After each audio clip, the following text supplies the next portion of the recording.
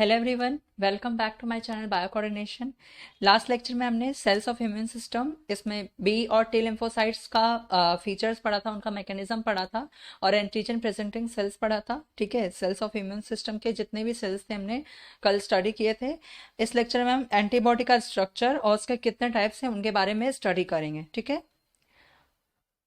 Structure of antibody.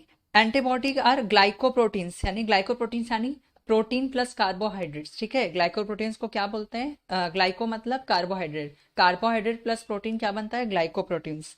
तो antibody क्या होता है?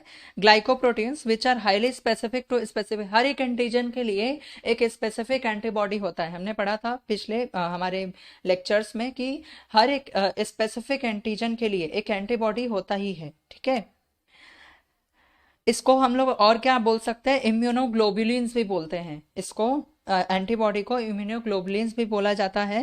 Produced in response to antigenic stimulation. अब हाँ, यहाँ बी लिम्फोसाइट्स कल हमने पढ़ा था कि दो चीज का क्लोनिंग करता है ये, एक मेमोरी टी सेल्स और एक plasma cells. Antibodies are produced by plasma cells. Plasma cell क्या प्रोड्यूस करता है? एंटीबॉडी। कितना प्रोड्यूस करता है?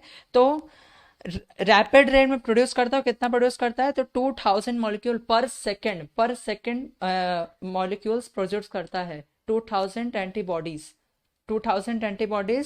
पर सेकेंड प्रोड्यूस करता है। कौन? Plasma cell. प्लाज्मा सेल कहाँ से आया था?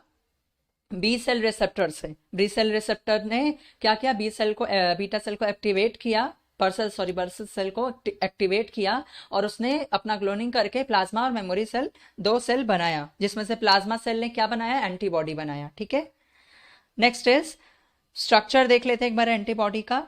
कैसे, अगर इसको एक्सप्लेन करने बोले तो कैसे एक्सप्लेन करोगे आप? It is made up of 4 peptide bonds. ये देखो 4 पेप्टाइड बॉन्ड्स है, 2 is brown and 2 is sky blue colour.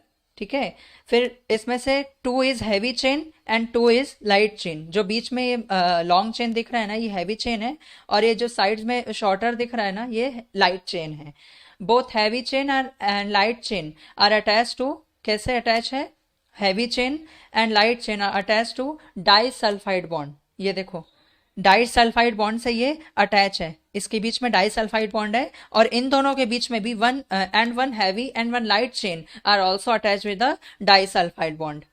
अब इसका जो वेरिएबल रीजन है, ठीक है, इसका ये जो वेरिएबल रीजन है, इन दोनों का वेरिएबल रीजन है लाइट चेन और हैवी चेन का, वो क्या करता है? हेल्प करता है एंटीजन और एंटीबॉडी को बाइंड करने में। ठीक है, एंटीजन और एंटीबॉडी को बाइंड करने में, इसलिए इसको क्या कहा जाता है? एंटीजन बाइंडिंग साइट भी कहा जाता है। ठीक है, फिर क्या है इसमें? फिर ये देखो इधर हिंज है, तो हिंज क्या करता है? हिंज का क्या काम है? It maintains the flexibility of heavy chain. जैसे हमारा हिंज है, हमारा एल्बो है, ठीक है, वो क्या करता है?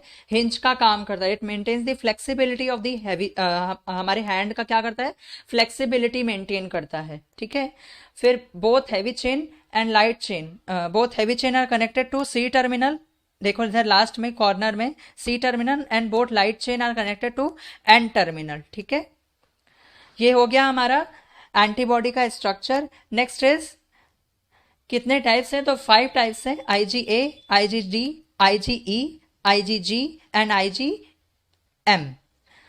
क्या क्या फंक्शन है इसके पहले मैं बता दूं। देखो इसको क्या कहा जाता है ना, इसको डाइमर कहते हैं। ठीक है, ये एक एंटीबॉडी का स्ट्रक्चर, ये दूसरा एंटीबॉडी का स्ट्रक्चर, दोनों बाइंड हुए, इसको डाइमर कहा जाता है।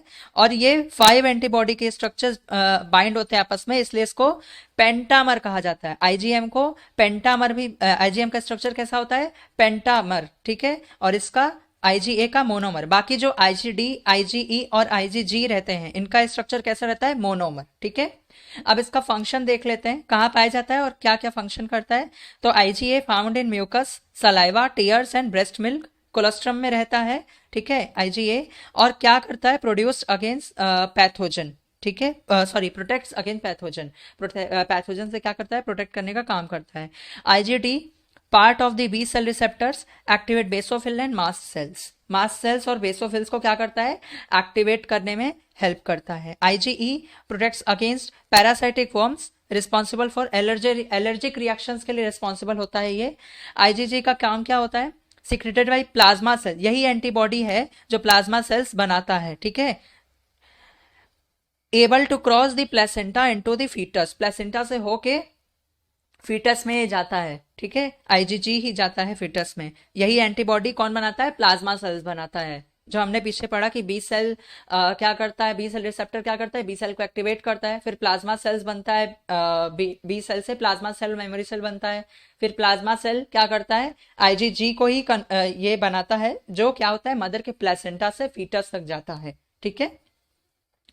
IgM may be attached to the surface of B cell or secreted into the blood, responsible to early stage of the immunity। ये काम होता है इसका, ठीक है। सो हमारा यहाँ पे एंटीबॉडी का स्ट्रक्चर भी कंप्लीट हुआ और एंटीबॉडी के 5 टाइप्स हमने पढ़े, ADE, G और M, ये 5 टाइप्स हैं।